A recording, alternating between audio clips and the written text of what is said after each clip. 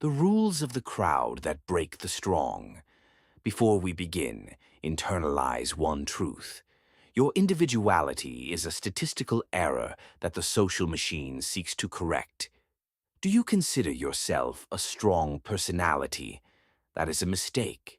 Strength, in a biological context, is merely a temporary surplus of resources upon which parasites have already set their sights. The crowd does not hate you for your sins. It hates you for your superiority because it serves as a mirror to their insignificance. I am not here to comfort you. I am here to dissect the mechanisms by which the herd, as Friedrich Nietzsche called it, castrates the will of those who have dared to step beyond the enclosure. We will analyze 10 rules by which the crowd devours the strong, turning the Übermensch into the last man. Welcome to the real world. There is no morality here. There is only the predator, the prey, and those who know how to seize control of the neurochemistry of fear. If you recognize yourself or your past reactions in the described patterns, or the behavior of these characters, place a plus sign in the comments. This is not a sign of weakness, but the first signal that your brain has begun the process of deconstructing old habits. Chapter 1. The Effect of Imaginary Autonomy. Dissolution into the we, 1. The collision phase. The boardroom on the 42nd floor of a skyscraper in the city of London smelled of sterility, expensive perfume, and the faint scent of ozone from the air conditioners. Arthur, a leading analyst at a hedge fund, was the last to enter. His back was straight and his stride was confident. He had just closed a deal that brought the firm millions by acting against the general trend. He expected a triumph. Instead, he met silence. 7 people sat at a black marble table. Julian, the managing partner, did not look up from his tablet. The others, Arthur's colleagues, glanced at each other, exchanging fleeting, almost imperceptible nods. The silence stretched on, becoming physically heavy. It pressed against the eardrums like the depth of the ocean. "Sit down, Arthur," Julian finally said, pointing to a chair at the very end of the table, far from the center of decision-making. Translation: Your success does not grant you status. You are still a subordinate element of the system. "We have been discussing your strategy," Julian continued, slowly rotating a heavy pen in his fingers. "The team feels that you subjected us to unjustified risk. It was selfish." Arthur felt his throat go dry.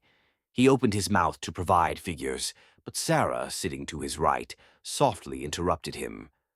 "We all work here as a single mechanism, Arthur. Your heroism nearly broke our collective performance indicators. We are a team, are we not?" Translation: Your exceptionalism threatens our mediocrity. We will punish you for making us look worse. Arthur noticed that his hand, resting on the table, trembled slightly. He was alone against everyone. Logic retreated before the sticky, primal feeling of exile. 2. The psychological X-ray phase. At this moment, Arthur underwent classic social triangulation and the activation of the herd instinct. From the perspective of ethology, expulsion from the pack for a primate is equivalent to death. His brain is not analyzing profit charts at this moment. It is reacting to the threat of ostracism. Neurochemistry. Cortisol flooded Arthur's bloodstream. His amygdala is sounding the alarm. The organism enters a freeze state. The collective gaze of the crowd blocks the prefrontal cortex, which is responsible for rational thinking. Crowd gaslighting. Julian and Sarah use a substitution of concepts. Success, an objective category, is replaced by violation of team spirit, a subjective, manipulative category. The crowd always seeks to homogenize the environment. Nietzsche called this the slave revolt in morality, turning strength into vice and weakness into virtue, the team player. 3. The psychological precedent phase. Recall the Solomon Asch experiment, 1951. A group of students was given a task: compare the length of lines on cards. All but one participant were Confederates who intentionally gave the wrong answer. The results were frightening. 75% of subjects agreed with the obviously false opinion of the majority at least once. Why? Because of the fear of being rejected. The human brain perceives social disagreement as physical pain. Arthur is now that very subject to whom 7 people are proving that black is white. If he gives in and apologizes for his success, the crowd wins. His will be broken through the mechanism of conformity. 4. The counter-strike phase. Arthur felt an impulse to apologize, to justify himself. This is the typical reaction of one who is surrendering. But he remembered the main dogma of the will. He who listens to the crowd becomes its echo. He did not rush. He remained silent for 5 seconds longer than etiquette required, reflecting the silence back to the group. He straightened his back, occupying maximum space, visual dominance. The risk was calculated 12% more accurately than in your collective forecasts. Arthur's voice sounded dry, without emotional fluctuations. If team spirit interferes with profit, then the problem lies with the spirit, not with me. Julian, you did not hire me to agree with Sarah. You hired me to see what the others miss. He did not defend himself. He went on the counterattack, appealing to pragmatism and hierarchy. Lesson number 1. Never justify yourself to the crowd. Justification is an admission of guilt and a legitimization of their right to judge you. If you are accused of selfishness for your success, accept it as a compliment. Your autonomy is your only capital. 5. The sensory immersion phase. Arthur looked at Julian's reflection in the polished surface of the table. The faces of his colleagues now seemed to him not like people, but like masks of pale wax. It grew cold in the office. He smelled the metal from his watch and saw how dust particles slowly circled in a beam of light, cutting through the gloom of the office. The world around him became clear like a blueprint. He was no longer part of the we. He was a subject observing objects. And in this solitude lay his true strength. Chapter 2. The Trap of False Empathy. Cannibalism under the Mask of Care. 1. The collision phase. An old country house permeated with the smell of damp wood and cheap red wine.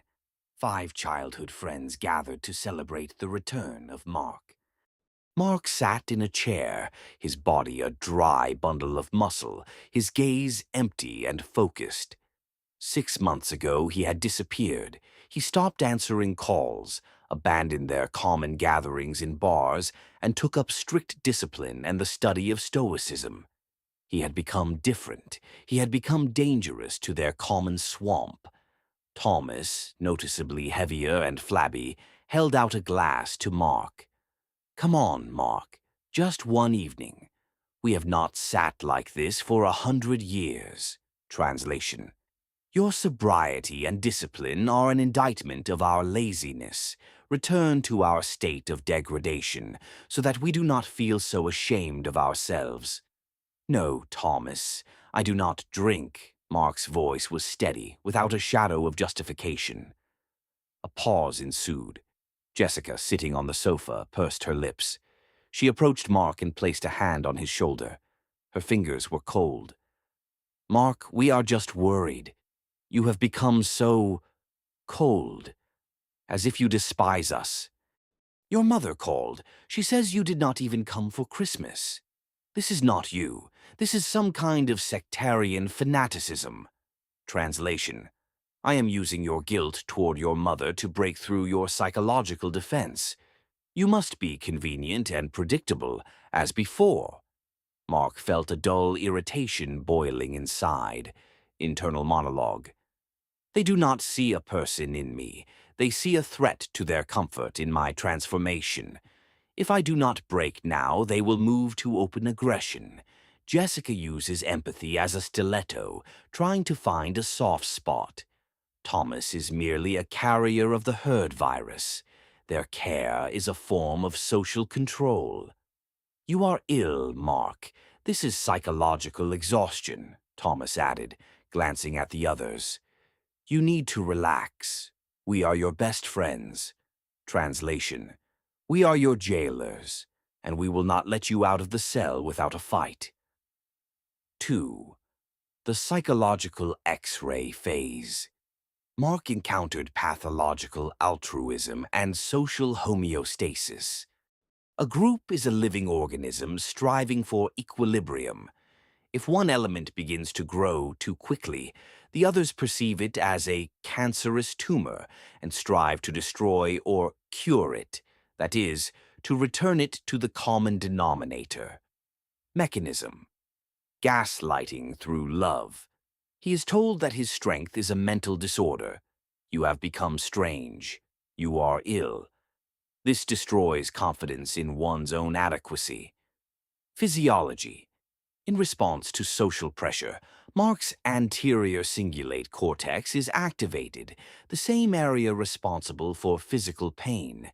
The group is literally hitting him emotionally, forcing the brain to produce an alarm signal. Oxytocin, the attachment hormone, is used here as a poison. He is forced to feel attachment to those who restrict him. 3. The psychological precedent phase. In ethology, this phenomenon is known as the crab bucket mentality. If one crab tries to climb out of the bucket, the others cling to it and drag it back down.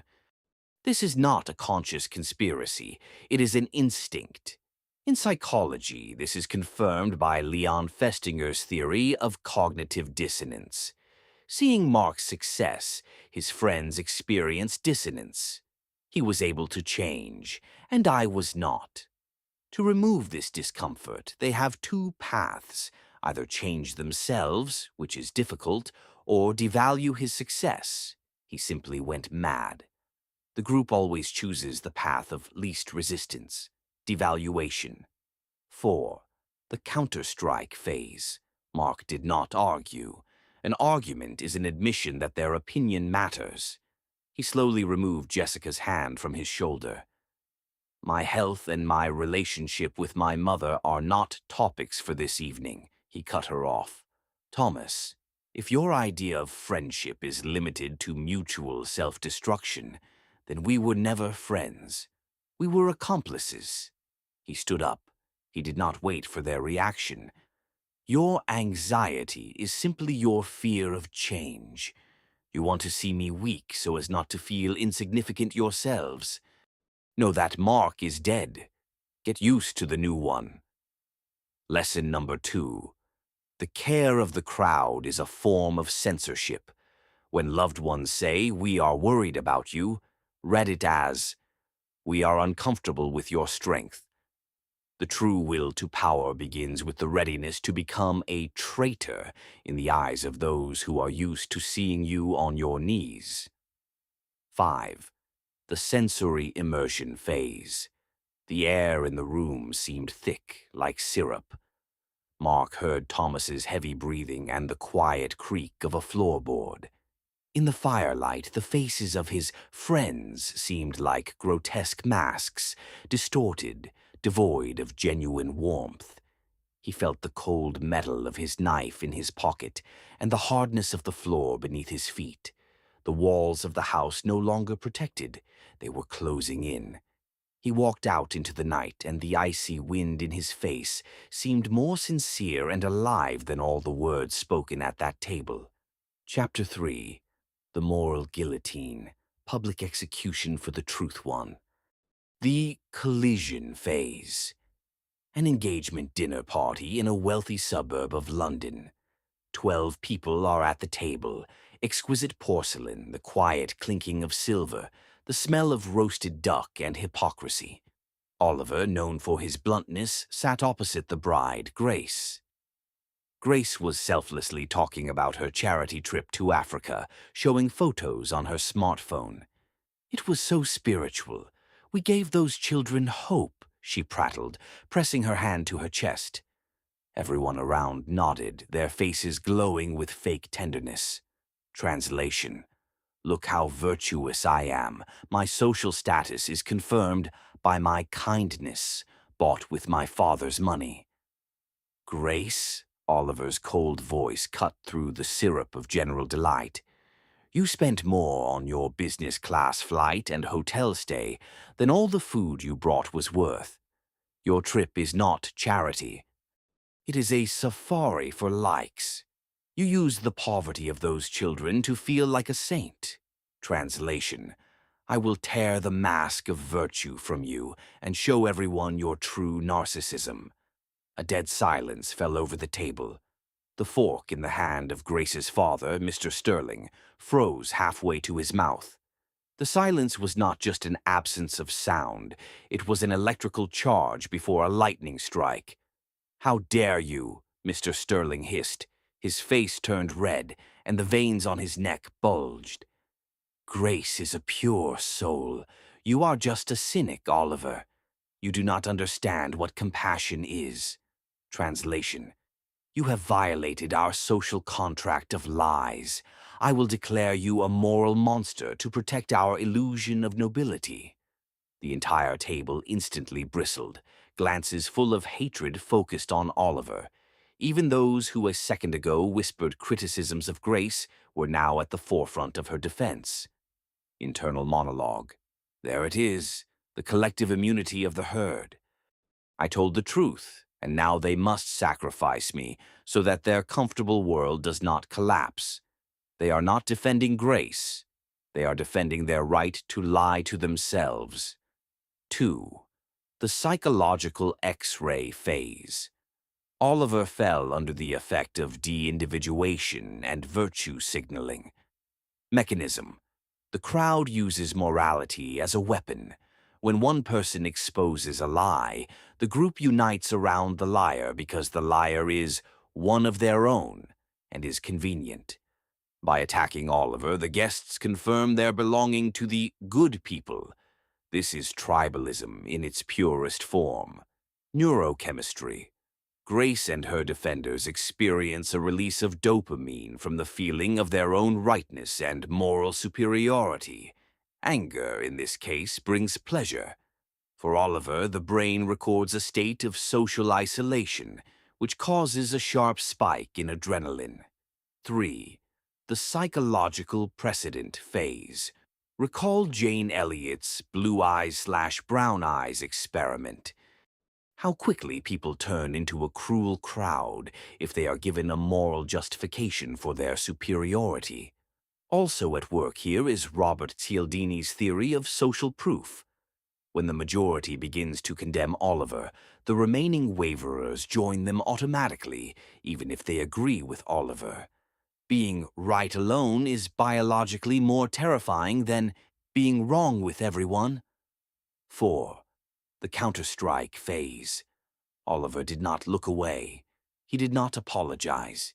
He knew, should he show the slightest weakness, they would tear him to pieces. Morality is a luxury you buy so as not to see the truth. Oliver slowly sipped his wine, looking directly into Mr. Sterling's eyes. "You may hate me as much as you like, but that will not change the fact that your virtue is simply well-packaged selfishness. Grace, continue to feed the children hope. It is cheaper than feeding them bread." He placed his napkin on the table and stood up.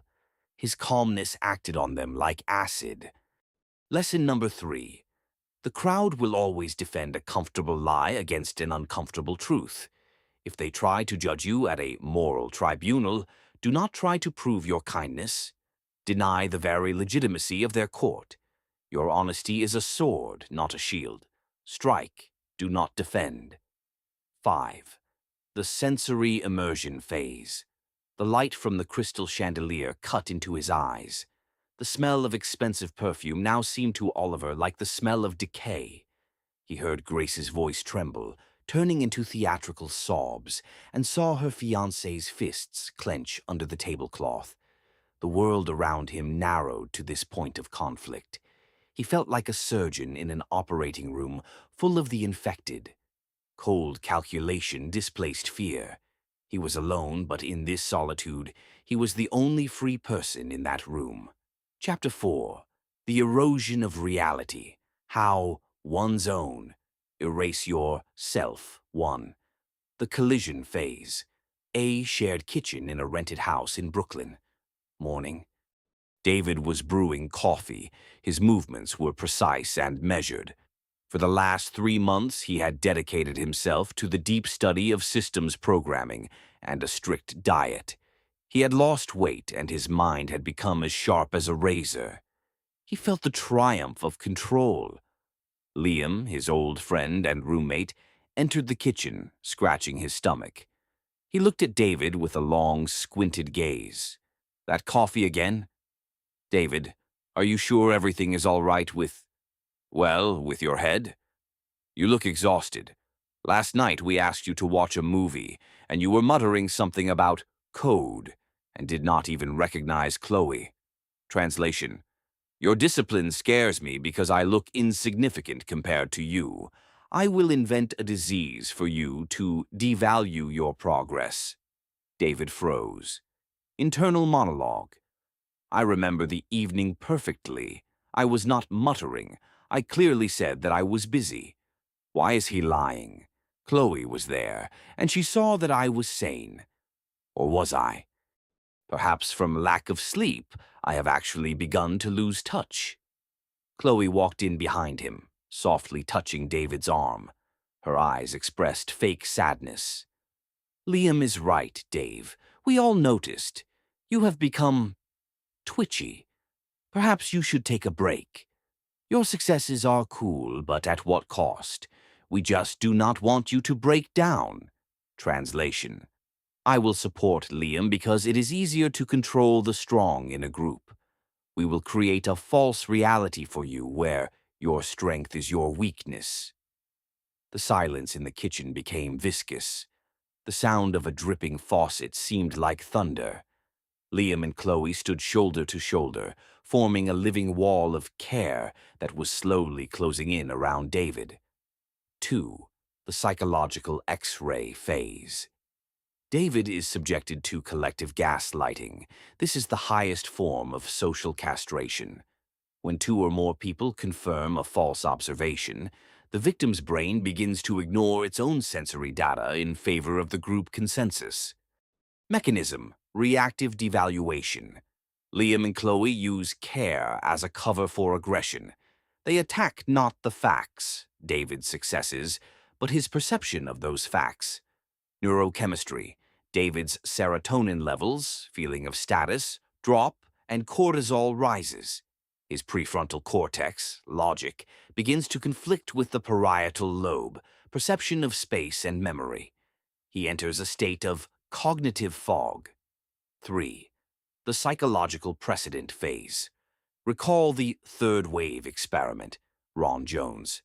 A history teacher in California turned ordinary school children into something resembling a fascist group in 5 days. The main tool was discipline through community. Those who tried to maintain individuality were declared unstable or dangerous to the group. Liam and Chloe's group is a micro-model of the same system. They establish a norm to be relaxed and lazy, and punish David for deviating from it, convincing him that he is ill. 4. The counter-strike phase. David felt the ground slipping from beneath his feet, but he remembered the rule of radical pragmatism. Trust only the result, not the comments of the spectators. He slowly drank his coffee, looking Liam directly in the pupils. He did not blink.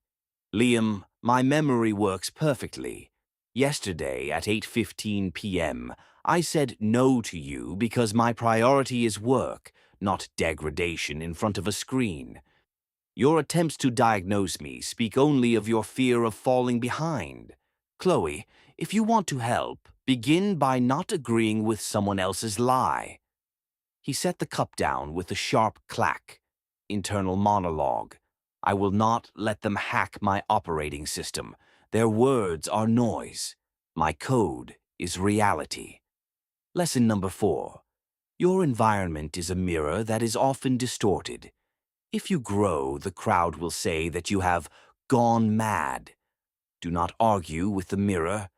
Break it and find those whose reflection will correspond to your new height. Woo. The sensory immersion phase. The cold steam from the coffee burned his face. David saw every pore on Liam's skin, saw how he swallowed nervously. The kitchen seemed like a sterile laboratory. He felt like an observer studying primitive life forms. The walls of the house were no longer home. It was merely a temporary base from which it was time to leave. The air became transparent and biting, as if in the mountains. Chapter 5. Final Atomization.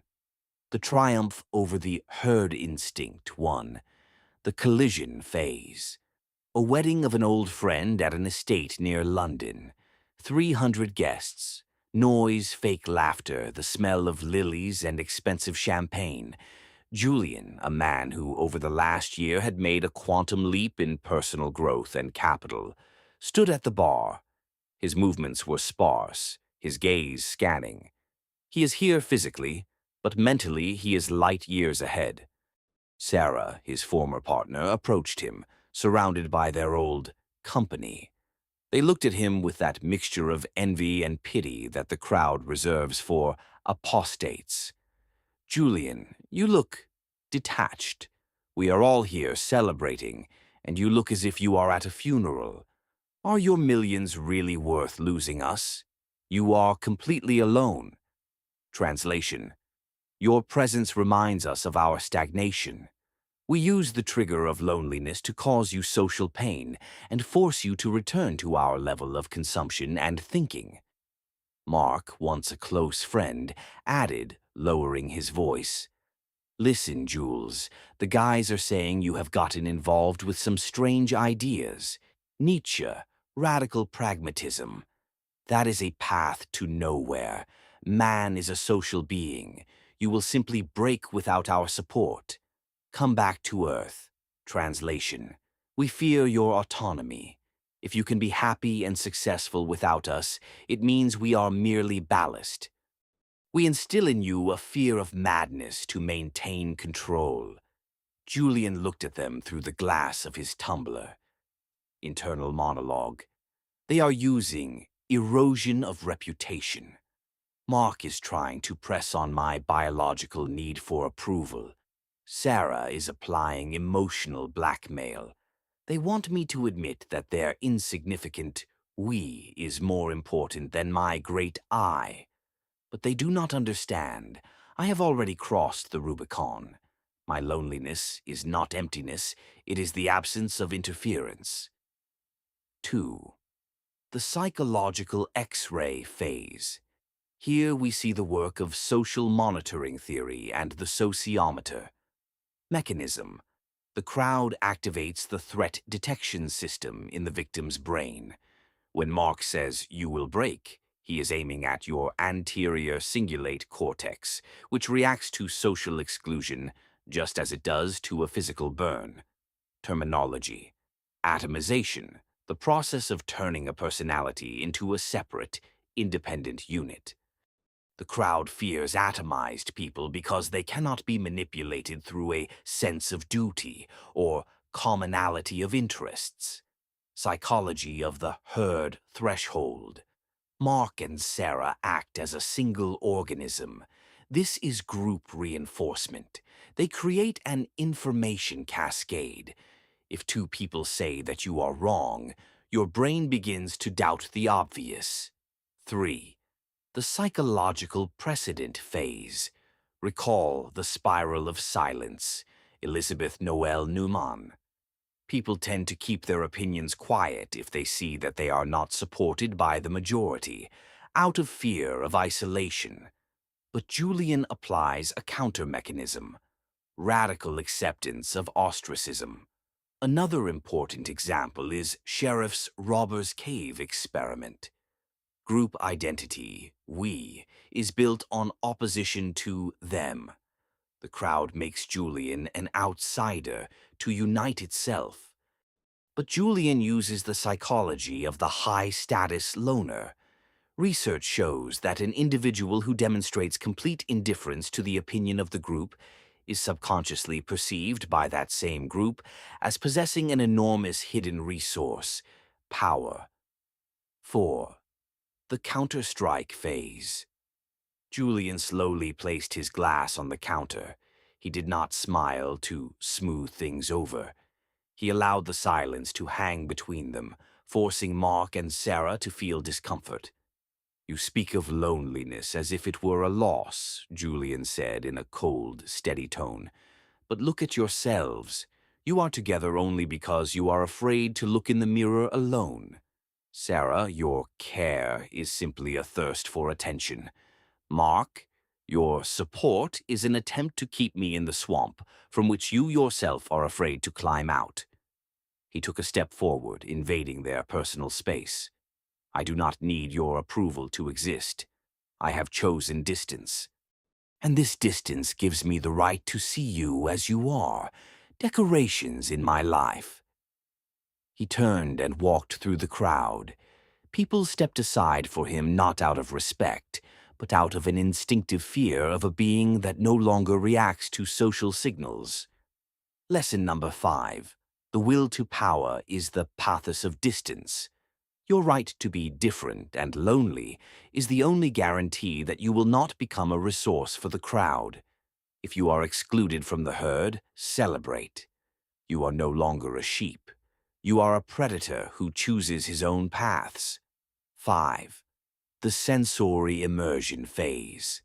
The sounds of the wedding became white noise to Julian, distant and meaningless, like the buzzing of insects. He walked out onto the terrace where an icy nocturnal coolness reigned. The air smelled of ozone and pine needles. In the moonlight, the lawn seemed like a silver battlefield on which he had triumphed. He felt the beating of his heart, calm, rhythmic. The whole world around him was merely a set of atoms that he could control. He was alone in the center of his own universe, and this void was full of boundless power. Final verdict. This psychological investigation is over. We have dissected the mechanisms by which the herd tries to keep you in the enclosure of mediocrity. Now you see that their morality, care, and rules are merely tools of neurochemical control and social parasitism. Your final verdict. The crowd does not possess strength. It possesses only numbers. Its main goal is to make you fear your own greatness. But as soon as you accept loneliness as a privilege and their condemnation as confirmation of your superiority, you become invulnerable. Man is a rope stretched between the animal and the Übermensch, a rope over an abyss. You have crossed this rope. Now 2 paths lie before you, to return and dissolve into the noise of the crowd, or to step into the icy purity of your own will. There are no more illusions. There is only you and your power over your reality. Knowledge of the mechanisms of the psyche is your primary freedom. Subscribe so that we may explore the hidden facets of human behavior together, and be sure to write in the comments which psychological pattern or strategy we should dissect next time. Let us seek the truth together.